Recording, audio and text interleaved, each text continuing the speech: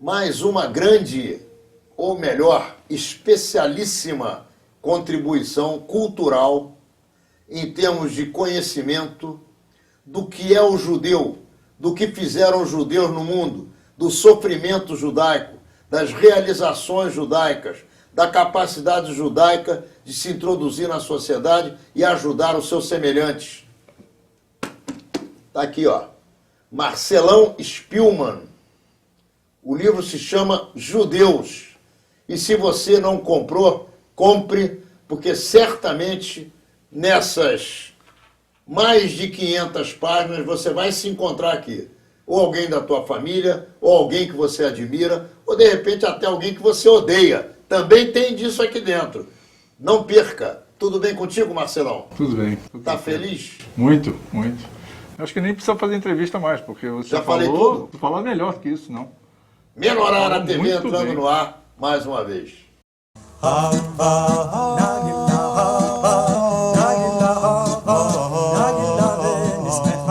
Menorá é a sua revista judaica com mais de meio século de informação. Nesta edição, você vai ficar sabendo das diversas versões para a história de Purim. E aproveite nossos colunistas abordando os mais variados temas. Assine Menorá e garanta a qualidade da sua informação. Ô Marcelo, quem é que te iluminou para você escrever esse livro, hein, rapaz? Ronaldo, eu tenho a tendência a querer escrever livros que eu não tenho, que sinto falta. Então eu senti falta de um livro que tivesse uma cronologia dos fatos, da história da humanidade e da história dos judeus. Porque é interessante, a gente aprende na escola, especialmente na escola judaica, a história dos judeus, a história judaica, mas ela vem fora de um contexto ligado à história da humanidade. Você aprende ela um pouco isolada da tua história, da história que você aprende em uma outra área. Então, eu achei interessante juntar as duas histórias, juntar a história da humanidade com a história dos judeus, e também, na verdade, além de, lógico, escrever o que eu gostaria de ter, eu acho que é uma necessidade interna de muitos judeus de colocar a verdade dos fatos. Agora, curiosamente, você ficou muitos anos escrevendo esse livro. A tua pesquisa foi profunda, foi, assim, muito larga. Como é que você conseguiu produzir os textos para chegar à compilação total das 500 páginas que você escreveu? Foram 7 anos pesquisando, escrevendo, reescrevendo, jogando fora, de novo, remodelando, estruturando o livro. Então, foi interessante, quer dizer, poderia ter lançado antes? Poderia. Mas esses 7 anos foram interessantes porque maturou o livro. Ao longo desse tempo, muita informação nova foi descoberta, foi vista. Lógico que muita informação vai ser descoberta no futuro, mas foi interessante, esses 7 anos foram interessantes. Então, foi muita pesquisa, muita elaboração, volta, vai, então reescreve.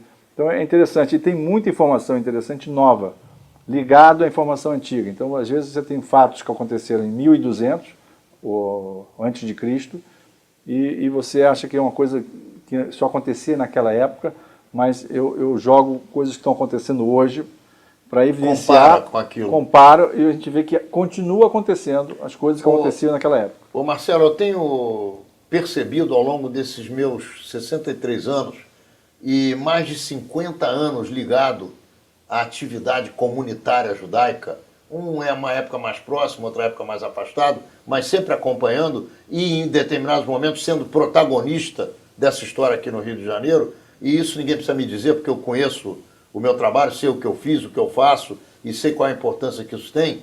O que eu quero te dizer é o seguinte: os judeus são muitas vezes lacrimosos na contada da sua condição. Quer dizer, quando contam a sua história, choram, choram, choram e choram. Você acredita que todo mundo é responsável por tudo que aconteceu de ruim para os judeus e os judeus não têm nada a ver com isso? Não. Eu acho que uma história sempre tem dois lados, ou até vários lados, né? Quer dizer, a gente vê ao longo da história, e foi interessante escrever o livro, porque você volta na história e revê ela de uma outra forma. Ao longo dessa história, e está no livro, vários momentos da história, os judeus tiveram parcela de culpa em alguns momentos, por não estar fazendo o que deveria fazer, ou então por botar a cabeça, como a gente fala, botar a cabeça como se fosse um avestruz, imaginar que, não falando nada, vamos ficar quieto porque aí a coisa não acontece. Não é verdade. Então, muitas vezes, você, com um opressor, você tem que dar-lhe uma porrada para ver se o cara segura um pouco o que ele quer fazer. Isso. Eu, às vezes, fico imaginando o seguinte, eu tenho certeza dos meus pensamentos, do meu ponto de vista, mas as pessoas se negam tanto a escutar isso que você acabou de dizer, que é a única e exclusiva verdade na relação dos judeus com os não-judeus, quando os não-judeus são agressivos com os judeus. Porque com o agressivo, não adianta você conversar com ele. Não. Ele só entende a linguagem da porrada. E é isso que você está dizendo aí. Então, na maioria das vezes. Eu quero te colocar essa questão, porque você fala muito de Holocausto no teu livro, e eu acho que isso é fundamental para a gente. Eu quero te fazer uma colocação para ouvir a tua opinião a respeito. Eu fui agora à República Tcheca e fui a Theresienstadt. E tive uma boa conversa com o diretor do museu, que é um judeu, chamado Munk, é o sobrenome dele. Um cara espetacular, que cuida daquele complexo inteiro em Theresienstadt, do campo de concentração, do próprio museu, das câmaras de gás, tudo que sobrou lá é responsabilidade dele. E eu disse a ele o seguinte: ô Munk, você não acha que se os judeus tivessem se organizado juntamente com os democratas, não judeus necessariamente, não necessariamente judeus, com os não judeus também, e tivessem enchido os nazistas de porrada no começo, quando os nazistas fizeram as suas brigadas, não teria sido uma história diferente? Eu pergunto para você. Ele disse que ele não acha isso, ele acha que tem que conversar. Você acha que tem que conversar com a parede ou de repente tem que dar umas boas porradas? Não, eu acho que em vários momentos da história faltou exatamente isso, um posicionamento um pouco mais sério, um pouco mais agressivo dos judeus. Quer dizer, em outros momentos, é difícil a gente avaliar quando a gente está fora, né, o que acontecia naquela época. Houve uma coisa dos nazistas de paulatinamente... Não, eu estou falando na época que eles não estavam no poder, porque com poder você não pode fazer, não adianta. Com poder só na guerrilha. Não, sem dúvida. Antes de 33, estou falando lá no começo, antes de assumir, 1920, 24, 25, 26... Realmente eles começaram nas ruas a fazer coisas, a dar pancada nos judeus, e os judeus ficaram quietos. Isso com certeza. Talvez naquela época, se tivessem sido um pouco mais agressivos e dizem, olha, não se mete comigo, de repente, talvez eles tivessem pensado diferente. Não sei, isso é uma coisa difícil da gente avaliar. Até poderia ter sido o seguinte, não apenas como pessoas que obedeciam ordens superiores. Vamos agora entrar no trem para ir para ali, ou vamos agora para a pracinha apresentar documento, ou vamos agora deixar as casas e ir para o campo de concentração. Se a pancadaria tivesse começado 10 anos antes, isso não teria acontecido. Teria acontecido de outra maneira, certamente teria. Não, com certeza, com certeza. Então, o que se faz com a nossa comunidade, por exemplo, que ainda não entendeu isso? É difícil, né, Ronaldo, porque também a história, em alguns momentos, mostrou para os judeus que muitas vezes você negociar, ficar quieto, na cabeça deles, era uma forma de fazer com que mais pessoas sobrevivessem. O que, na verdade, na maioria das vezes, não deu certo. Então, hoje, Israel sabe perfeitamente isso. Quer dizer, eu acho que o Estado de Israel sabe perfeitamente que não adianta ficar quieto quando leva uma porrada. Tem que dar outra porrada, porque com um opressor desse nível, não tem diálogo. O Chamberlain, que era o primeiro-ministro... Era o chanceler da Inglaterra. O chanceler da Inglaterra cometeu o grave erro de achar que podia negociar com Hitler. Né? E foi apaziguando, até quando chegou e de repente viu que o cara estava tomando todo mundo e não tinha mais como retroceder. Se ele tivesse dado uma porrada no Hitler naquela época, talvez a guerra nem tivesse acontecido. Quer dizer, então, existem vários momentos na história, e isso está contado no livro, em que uma falta de porrada... O que você mais gostou de escrever nas 500 páginas que você escreveu? Qual é o capítulo que você tira daí de dentro e diz, pô, eu não poderia ter vivido sem escrever esse negócio aqui? Cara, eu acho que são dois temas interessantes, muito interessantes, que eu gosto. Inclusive, quando eu vou ler o livro, é engraçado isso, eu já li o livro várias vezes.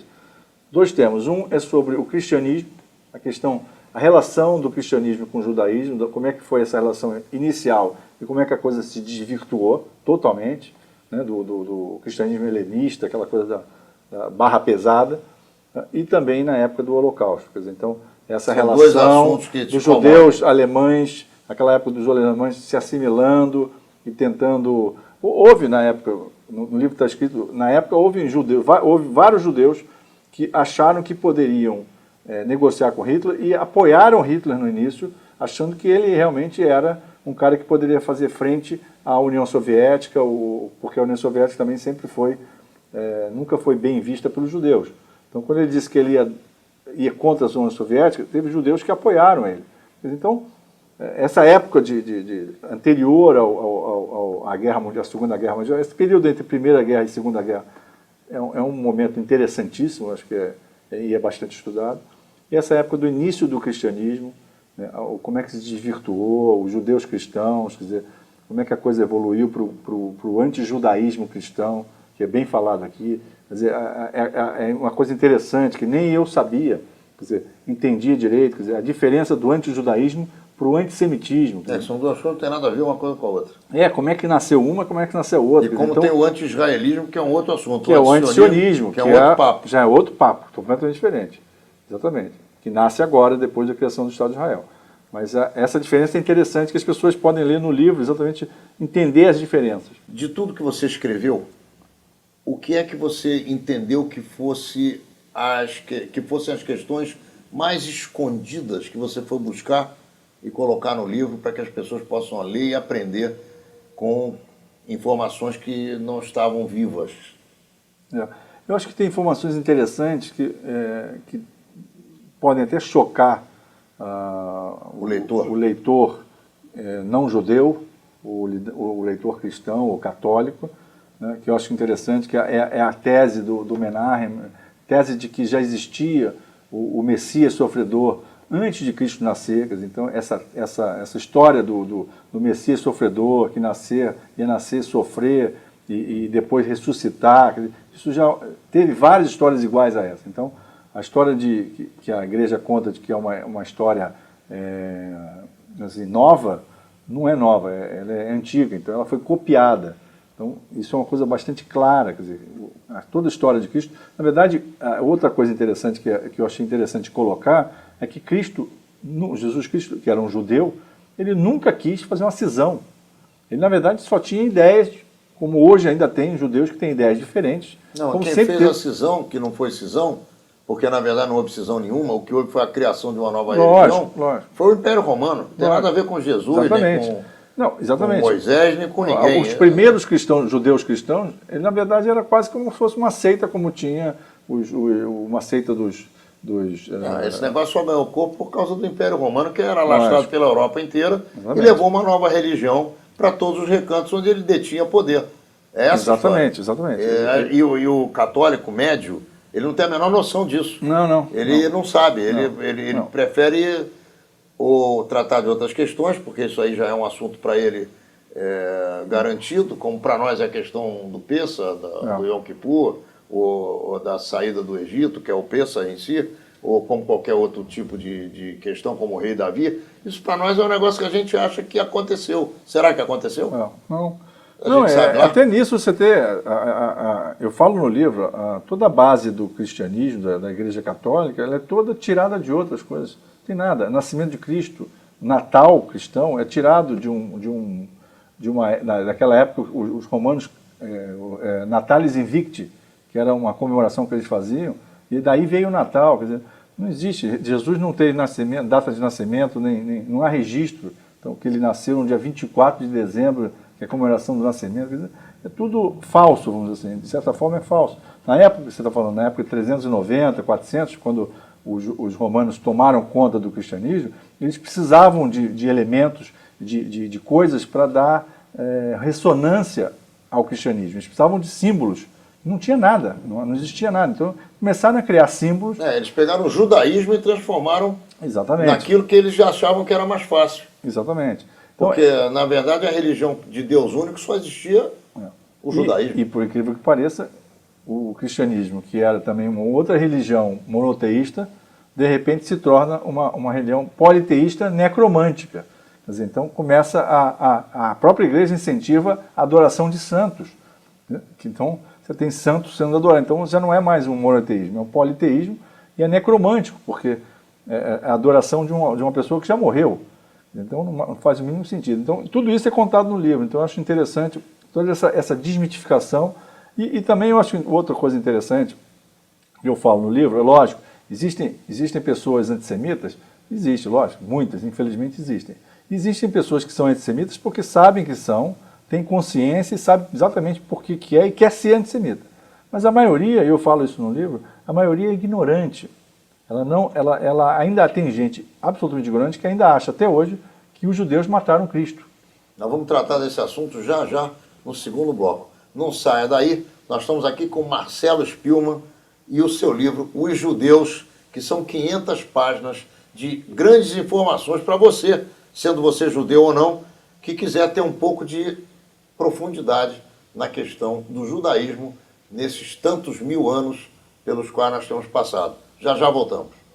Bom, você estava explicando para mim, quando nós tivemos que encerrar o primeiro bloco, sobre a questão do tipo de notícia que você traz no livro com relação à formatação do cristianismo pelo Império Romano. O Império Romano, quer dizer, o grande Império Romano, ele foi, junto com a Igreja Católica, desvirtuando toda a história, criando uma história própria, né, para dar ressonância ao cristianismo naquela época, e escondendo uma série de fatos, né, em que os judeus participaram. Isso até hoje. Né, a criação da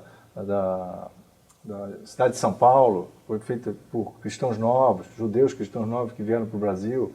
Tem toda a parte a colonização brasileira, depois de 1500, depois que os judeus foram convertidos à força em 1497, vieram para o Brasil. Então toda a colonização brasileira foi em grande parte feita por cristãos novos. Eles eram convertidos um dia antes de embarcar. Então isso tudo é esquecido ou até apagado pela Igreja, foi apagado pela Igreja Católica.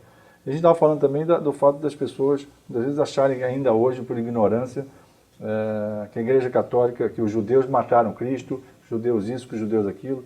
Então, essa história toda da Igreja Católica é contada no livro exatamente para desmitificar um pouco essa coisa. Eu acho interessante também falar sobre essa coisa do antissemita, o antissemitismo, que, na verdade, eu termino o livro falando disso. É interessante, houve uma pesquisa que foi perguntada às pessoas, você se casaria com um judeu? 46% disse não me casaria. Aí eu proponho aqui que seja feita uma pergunta nova em vez disso. Então eu perguntaria o seguinte, em vez de perguntar isso, você se casaria com uma mulher, por exemplo, você perguntaria para uma mulher, você se casaria com o David Beckham? 99% das mulheres, sim, lógico, David Beckham. E para os homens você perguntaria, você se casaria com a Scarlett Johansson? Não, lógico que eu casaria com ela. Aí você diria, não, mas eles são judeus. Então, quando você pergunta sobre um judeu, na maioria das pessoas, infelizmente... Sim, quando você pergunta sobre uma pessoa, você está especificando o ser humano. Isso. Quando você pergunta sobre os judeus, entre aspas, você está naturalmente fazendo uma pergunta de preconceito já concebido, porque não existe os judeus. Eu não sou igual a você, que não é igual a ele, que não é igual a outro, que não é igual a ela, que não é igual a vovó, que não é igual a titia. Cada um de nós tem um caráter, uma personalidade. Mas o problema é que existe um estereótipo na cabeça das pessoas. Claro, é um preconceito real. Já existe um estereótipo. E aí a ideia do livro é exatamente quebrar esse estereótipo. Parar com essa coisa de ter uma ideia pré-concebida. Entendeu? E eu falo exatamente no início do livro que os judeus são gordo, magro, alto, negro, branco, rico, pobre. Tem de tudo. Com caráter, sem caráter. Sem caráter, esbanjador. Mentirosos, verdadeiros, tem de tudo. Tudo. Então, a ideia do livro é exatamente essa, é desmitificar o judeu e mostrar a verdade. Quer dizer. E é interessante também porque a história sempre é contada pelo lado do opressor, de quem ganhou a guerra ou de quem ganhou... E é interessante que esse livro é contado pelo outro lado. Quer dizer, não que seja a verdade, porque acho que ninguém é dono da verdade. Mas é uma outra face. Mas é a minha verdade. É a minha verdade. É o teu sentimento. Exatamente, de mostrar uma série de fatos que as pessoas desconhecem. Uma outra preocupação grande tua, que me chamou a atenção, foi com relação à tua família.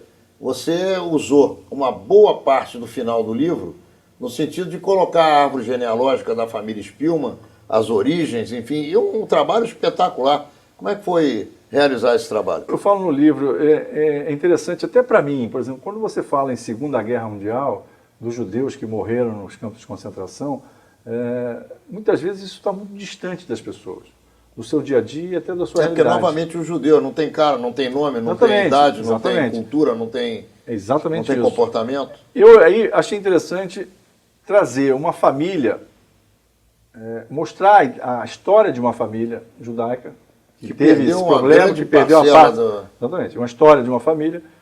E aí eu pensei, mas por que não a minha família?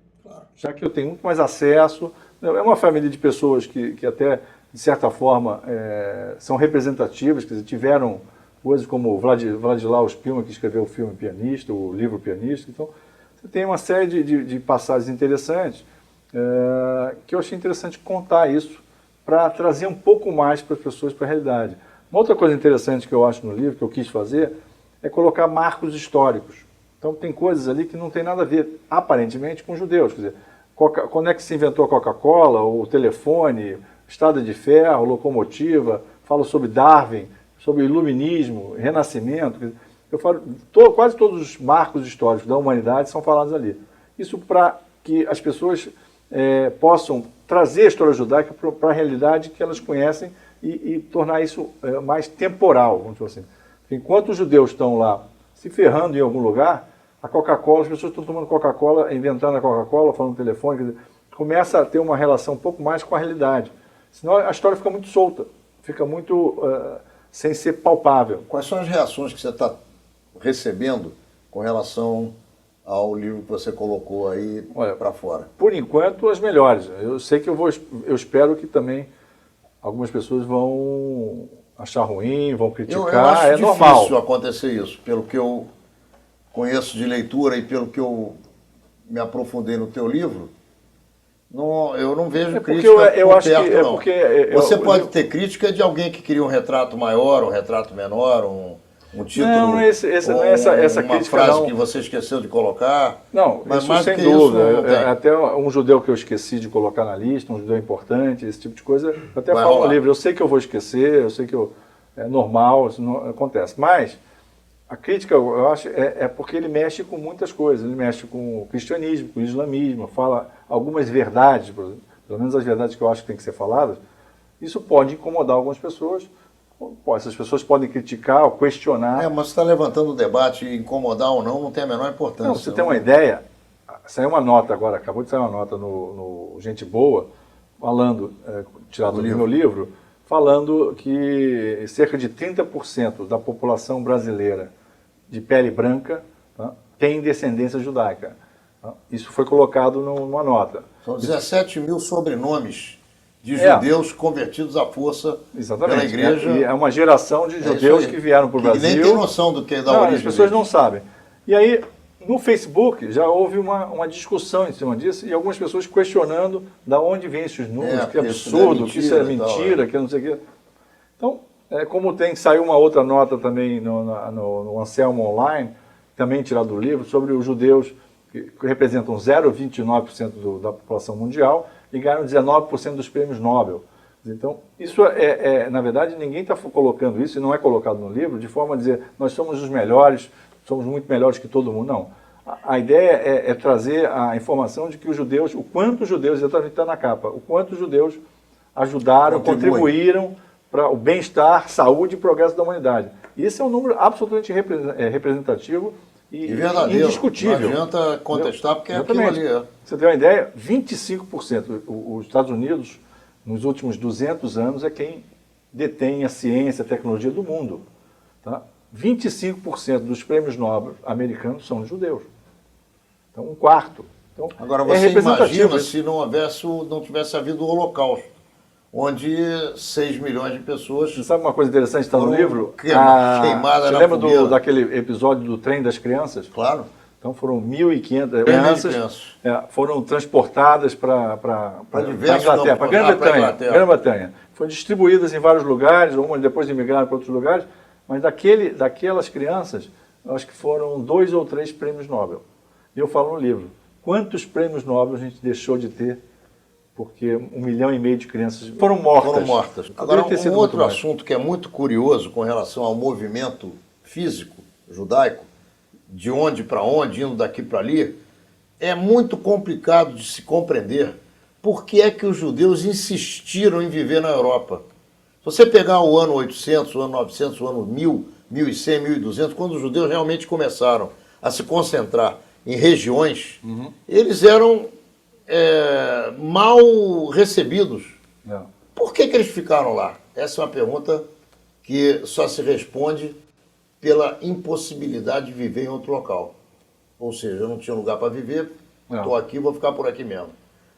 Se bem que existe hoje uma teoria, não sei se você já viu esse livro, de um israelense, Shlomo, não sei das quantas, que é professor da Universidade de Tel Aviv, um historiador.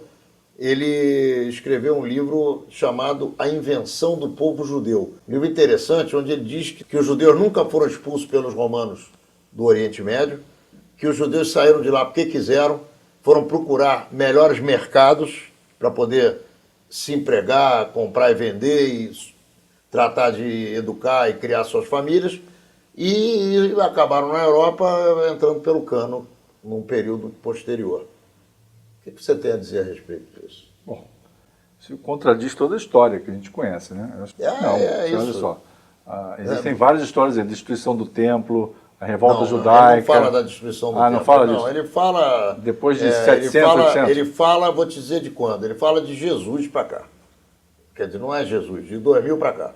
2000 anos para cá.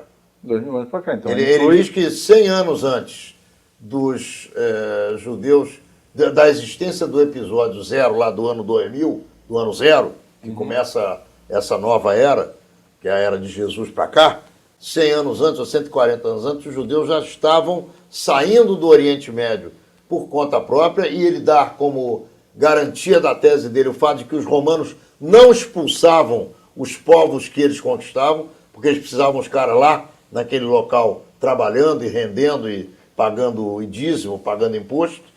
E os judeus, ele diz que os judeus saíram sozinhos por conta própria em busca de mercados. Tem sentido. Não, alguns judeus até foram. A gente tem judeus, a diáspora, assim, oficial é 135, mas antes disso, desde 1000 anos antes de Cristo, os judeus já estavam indo para algum lugar, mas eram 200 para cá, 300 para lá, não é nada significativo. Agora, depois de Jesus, você tem em 135 a grande revolta judaica, que foi quando houve realmente a expulsão dos judeus da Judéia, né, e proibição deles voltarem para Jerusalém. Então, isso é fato. Quer dizer, mas então, às vezes a expulsão da Judéia significa que eles foram mandados para meio metro depois, e não levados nas galés para Roma. Eu não estou dizendo que está assim ou que está errado, que é assim ou não. Eu não sei. Eu não vivi naquela época. Eu estou dizendo a você que existe alguém que está escrevendo sobre isso e que está trazendo provas, e que tem que ser, essas provas têm que ser conestadas, têm que ser colocadas claras para a gente poder avaliar. Houve a expulsão dos judeus em 135, a partir do século II é que começou também a perseguição aos judeus cristãos. E outra coisa, ele também deixa muito claro a questão das conversões, que muitos e muitos e muitos europeus se converteram ao judaísmo. Ao cristianismo? Ao judaísmo. Europeus, brancos, de olho azul, como eu. Eu sou judeu por quê? Minha família é misturada. Tem gente da Turquia, gente daqui, dali, de acolá. Por que o meu povo azul, de olho azul e branco, veio da onde essa gente? Da onde que nós viemos? De Jerusalém, de Tel Aviv, de Haifa. Aquela turma lá é cor azeitona. Não é assim, não. Tem olho azul. Como é que explica isso? Bom, isso também existe também uma longa adaptação. Existem os judeus que saíram na época de 500 a.C., né, quando houve a grande expulsão dos babilônios, que foram para a África e se tornaram negros. Os Lemba, os judeus etíopes, da África. Eles se misturaram. Se tornaram negros. Foram casando e as então, pessoas essa transformação fenótipa, que é isso que eu estou falando. Essa transformação, ela pode acontecer em 500 anos e 1000 anos. Quer dizer, não é difícil isso acontecer. Vamos então encerrando o nosso segundo bloco com Marcelo Spillmann e vamos falar agora só sobre o livro dele, que eu acho que eu já trouxe uma opção de outros assuntos, não tinha nada a ver, mas é bom bater esse papo com ele porque ele é esclarecido e ele ajuda a gente a raciocinar. Os Judeus Não Perca, nas livrarias, a partir da semana passada. Já voltamos com Marcelo Spillmann e o livro Os Judeus. Ô Marcelo, você traz uma série de nomes, muito interessantemente, mostrando que familiares, ou até pai, mãe, avó, tio, sei lá, gente da linha genealógica que acaba dando origem ao cidadão, são judeus e, portanto, o fulano de tal também é. Um dos que mais me chamou a atenção foi o Elvis Presley. O outro foi o Douglas Fairbanks, que era o sócio igual do Charles Chaplin, que não era judeu, mas dizia que o maior sonho da vida dele era ter sangue judeu. E se ele era tão bom como diziam que ele era, é porque, de repente, ele tinha esse sangue judeu. Isso eram palavras dele, que você pode achar no livro Charles Chaplin, uma biografia. Tem gente até que confunde, achando que ele era judeu. Mas ele não era, ele fez aquele grande ditador, meteu o cacete no Hitler e tal. Mas, enfim, quais são os nomes de gente que ninguém sabe e que você ficou assustado quando viu que o sujeito tinha a mesma origem que você? Não, Elvis Presley é um desses. Leonardo da Vinci é o outro. Você tem uma série de nomes ali. E a ideia do livro também, a questão do desmitificar, que a gente falou sobre você se casaria com David Beckham, é exatamente isso. É que as pessoas têm um estereótipo do judeu com aquela figura, uma figura meio carrancudo ou coisa parecida. Quando você vê hoje, você tem judeus de todo tipo. E, então, a ideia do livro de trazer esses judeus é mostrar exatamente, os judeus existem de todos os tipos. Artistas famosos, pessoas famosas que você não imagina que são judeus, tanto no Brasil quanto no mundo. Então, você tem uma série, é uma lista interminável. Eu tinha que ter um limite para essa lista, senão eu ia ter um livro grosso só para colocar os nomes. Exatamente. Cada dia nasce um. Exatamente. Então, tem muitos judeus, muitos artistas aqui no Brasil. Seu filho é um deles, né? Bruce. Mas isso todo mundo sabe que é judeu. Sim, mas não, o Silvio Santos até pouco tempo não... É verdade. Agora ele está fazendo questão que todo mundo saiba. É verdade. Mas tem vários nomes de pessoas, empresários famosos, Copenhagen, várias empresas que foram abertas por judeus, criadas por judeus. Então, não só lá fora como aqui. Quer dizer, eu acho interessante, tem aqui uma coisa do Barack Obama, sim, em que ele fala, todo ano eles falam, dá um speech, uma palestra enaltecendo os valores americanos, etc. E o ano passado ele enalteceu que os irmãos Wright, para variar, né, e empresas como Google e Facebook foram criadas e são dirigidas por 2 judeus. Então, é exatamente mostrar isso para as pessoas, quer dizer, judeu é como outro qualquer, como a gente falou, ele tem... Pode ser bom, pode ser ruim. Pode ser bom, pode ser ruim, um grande empresário, um péssimo empresário. E a criação do Estado de Israel, o que traz isso no teu coração? E como é que você imprimiu esse tema no teu livro? Eu falo aqui em vários momentos 2 coisas interessantes, que depois você me lembra, por favor, depois eu vou falar sobre a relação com a ONU, que é uma questão interessante. Mas é interessante também que a mídia, existe uma mídia tendenciosa, infelizmente existe, é verdade, e existe uma parcela de pessoas que insistem em dizer que os judeus, de repente, em 1948, resolveram aterrissar de paraquedas em Israel e exigir uma terra que não era deles. O cara é um cara que não conhece a história. Ele não leu a Bíblia, porque não a primeira nada, escritura da história da humanidade, que é o documento que comprova compra e venda de terra, é a compra da região onde lá está o Estado de Israel pelo Abraão. Ele comprou essa terra e pagou, está lá o preço que ele pagou de alguém que era dono da terra. Aquilo lá foi comprado. Não, de qualquer maneira, é exatamente isso. Vem de 1000 anos antes de Cristo. Então, é interessante porque desde 1000, ano 1000, em que os judeus se cotizam e colocam fundo para retorno para a Palestina. Então isso é antigo, essa coisa do sionismo, ele é muito antigo. Entendeu? Então a gente vem falando exatamente isso no livro, contando essa história, para que as pessoas não pensem que de repente, em 1948, os judeus começaram a exigir uma terra que não era deles. Israel sempre foi dos judeus. E outra coisa interessante que eu faço questão de pontuar é a questão do judeu palestino e o árabe palestino. Na época do Império Turco-Otomano, os árabes começaram a ocupar aquela terra da Palestina. Eram árabes palestinos, apenas como referência ao local. Como os judeus que viviam na Palestina eram chamados de judeus palestinos. Claro, e a Palestina... Judeu brasileiro, judeu americano, judeu palestino. Esse nome palestino não existia. Nunca existiu, não é original. E nunca existiu um povo palestino. É um nome romano. Exatamente. A questão do povo palestino começou em 1900 e depois de 1950, depois que Israel criou o Estado de Israel, na época de criação de Israel, na verdade, quando os árabes começaram a imaginar que aquilo ali poderia ser uma ponta de lança. Mas até uma forma 1967, a Guerra dos 6 Dias, nunca tinha se ouvido falar em povo palestino. Nunca.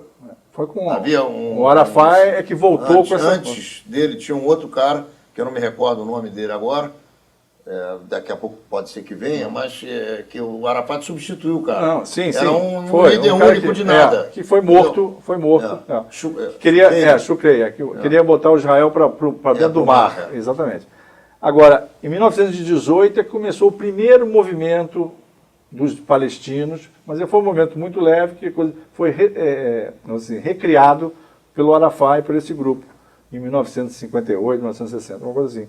Então, é interessante que nunca houve um povo palestino. Hoje existe toda uma coisa, o povo, coitado do povo palestino, não existe povo palestino.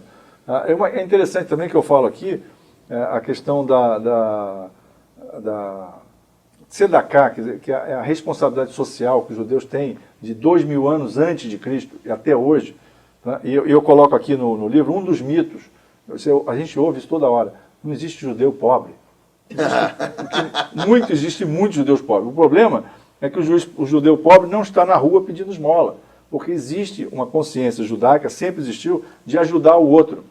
É mandatório na lei judaica, na cultura judaica, ajudar o outro que precisa de ajuda. É mandatório, você tem que dar o que você tem. Se você não tem dinheiro, você dá cultura, você dá sabedoria. Então, isso é interessante. Se isso fosse hoje, na humanidade, tivesse esse mesmo comportamento dos judeus, não existiriam pessoas pedindo esmola, não existiriam pobres, como não existiriam os árabes palestinos vivendo em tenda, em campos de refugiado. Quer dizer, os árabes poderiam estar ajudando eles, mas não ajudam, usam eles como ponta de lança. Quer dizer, então, isso tudo é tratado no livro. E como é que você sentiu a relação dos países ligados à Organização das Nações Unidas no momento do estabelecimento do Estado de Israel? É interessante porque eu venho pontuando isso, porque a ONU só, de um tempo para cá, só se manifesta quando é contra Israel. Quando é a favor de Israel, não. Então, o Conselho de Segurança da ONU se reúne para criticar Israel o tempo todo. Então, 500 foguetes caindo de cima de Israel, ninguém faz nada, ninguém se reúne. Por que você acha que acontece isso? Eu acho que é exatamente infelizmente, existe no mundo hoje, ser contra Israel, ser contra o sionismo, está na onda, está na moda. Então, há uma cultura hoje de que... Você não liga esse posicionamento ao comércio internacional? Você não acha que Israel, com 6 milhões de pessoas, das quais 5 milhões são judias, e o mundo com menos de 12 milhões de judeus, e a humanidade com bilhões de seres humanos, consumidores, os judeus estão muito pouco à vontade para exigir qualquer coisa porque não tem cacife? Não, eu não entendo assim não, Ronaldo. Eu acho que ainda pode até ter que existem influências, lógico que existem influências econômicas. Você acha que o Brasil se dá com o Irã por quê? Porque quer andar de véu e burca? Interesses políticos. Ou porque quer ir lavar o pé e a mão na Caaba? O que você acha? Não. Ou porque o Brasil quer vender petróleo, ou quer vender urânio, ou quer se dar bem comercialmente com o Irã? Qual é a ideia? É óbvio. E o Brasil vai comprar o que de Israel? Em relação ao que o Irã tem para oferecer na compra e na venda, na balança comercial. Você está entendendo o que eu estou falando? Não, lógico. Aí o cara vai lá na ONU e vota, pô. Lógico. Vota de acordo com o interesse que tem o país. Lógico. As relações humanas e as relações institucionalmente ligadas aos países, elas deixaram de ser politicamente corretas e passaram a ser comercialmente interessantes. Não. Fora isso, não Sem tem dúvida. negócio. Não, sem dúvida. A relação do Brasil com o Irã é só por interesse. Quer dizer, não existe... Inclusive, hoje a política da Dilma, graças a Deus, melhorou um pouco, não muito, mas melhorou um pouco com relação a esse tipo de coisa. O Lula é abertamente favorável, né? Meus companheiros, quer dizer, então, o Almen Ginerar, que é um cara que todo mundo sabe que é um cara totalmente um fascista de marca maior, e o cara é amigo dele, quer dizer, o negócio chama ele para visitar o país. Né? É exatamente isso, quer dizer, interesse exclusivamente financeiro, sem dúvida nenhuma. Mas eu acho que, não estou falando só a nível de país, existe a nível das pessoas, porque o país são geridos por pessoas também que muitas vezes nem estão influenciadas pela questão econômica. É porque existe uma esquerda hoje que a esquerda sempre tende a preservar e defender a minoria. E ela começa a olhar os palestinos como se fosse uma minoria oprimida. E não é nada disso. Quer dizer, existe então, eu tenho uma ideia que não é tão ligada a isso que você está falando, mas talvez amplie um pouco essa questão que você colocou, que é o fato de que a esquerda hoje... Eu concordo com você até aí. Eu acho que o palestino e o judeu são apenas um detalhe. O que interessa para a esquerda é meter o cacete nos Estados Unidos. Onde os Estados Unidos estiver, a esquerda vai estar do outro lado. Não, isso também. Esse anti-americanismo é clássico. O que você imagina de mais fascista do que a Rússia comunista? A esquerda é democrática? A esquerda vai defender a liberdade? Com que cara? Defende a liberdade em Cuba, na Venezuela, defendeu na União Soviética, naqueles países todos com suas culturas, tradições, religiosidade, que foram abocanhados pelo leão comunista, se não é leão é urso, sei lá que diabo de bicho é aquilo. Eu não sou comunista, né? Você também não é. Não, mas tem gente que gosta disso. Não, ainda hoje. O que mais incrível é pessoas esclarecidas que ainda são comunistas e apoiam o regime comunista, tanto na União Soviética como na Coreia, né? Coreia. É um negócio realmente difícil, né, de você compreender por quê. Mas, qual é o próximo projeto? Porque você não para. Você anda mordendo tubarão ainda por aí, não? Não, eu continuo, lógico, mergulhando com o tubarão, defendendo os tubarões, quer dizer, então, essa questão é interessante, quer dizer, a gente voltando logo no início... Eu achei espetacular essa colocação que você faz entre o preconceito judaico e o preconceito contra o tubarão. Quer dizer, achei legal que você misturou com sabedoria o preconceito que existe contra os judeus e contra os tubarões. Explica. É porque é interessante, há anos, há mais de 10 anos que eu defendo os tubarões, desmistifico os tubarões. Já dei mais de 150 palestras no Brasil todo, desmitificando. E eu percebi que quando a pessoa percebe que ela estava enganada, que ela não conhece o tema, que ela vê a verdade, né, ela começa a dizer, realmente não faz sentido eu ter medo de tubarão. Porque tem pessoas que nunca viram um tubarão, nunca viram o mar e tem medo de tubarão, não faz sentido. Da mesma forma, como tem pessoas que nunca viram um tubarão e tem medo, pessoas que nunca viram um judeu, onde o judeu nunca esteve e são antissemitas, ou pelo menos acham que são antissemitas. Então, essa relação é interessante. Então, a ideia do livro exatamente partiu de querer desmitificar agora os judeus, de mostrar a verdade, e essa é a ideia do livro, é mostrar a verdade. É a mesma coisa, eu não estou comparando o judeu com o tubarão, absolutamente, longe disso. Estou comparando que existem mitos e verdades sobre os dois, e uma das formas de trabalhar isso é esclarecer. Eu preferia que as pessoas tivessem medo dos judeus e preconceito contra os tubarões. E você? Às vezes o medo faz com que se respeite. Essa é uma questão interessante. Né? Mas, infelizmente, não é essa a realidade. A realidade você vê ainda hoje, eu falo no livro, pessoas que dizem, engraçado, você é um judeu diferente.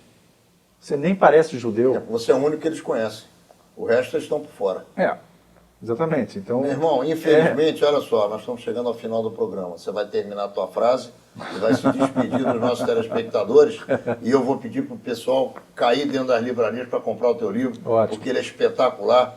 E eu estou muito feliz de ser teu amigo, de poder receber você aqui, de te entrevistar, ter essa honra de que você me dá de te entrevistar. E estou mais feliz ainda porque li o teu livro e já posso falar bem dele. Legal. Eu que agradeço, Ronaldo. Você me dá essa oportunidade aqui de falar e de aparecer, de mostrar um trabalho interessante. Eu acho que é exatamente isso. A ideia do livro é atingir o máximo de pessoas possíveis para que essas pessoas se esclareçam sobre esse assunto. Então eu te agradeço muito. Você não tem que agradecer, eu é que te agradeço e é de coração. Menorá na TV entrando no ar mais uma vez na quarta-feira que vem, às 10 horas da noite, no canal 14 da NET. E em todos os outros dias, nos horários que você já se acostumou a nos assistir e que você pode encontrar aqui na parte de baixo da nossa telinha. Nos vemos na quarta-feira que vem, se Deus quiser.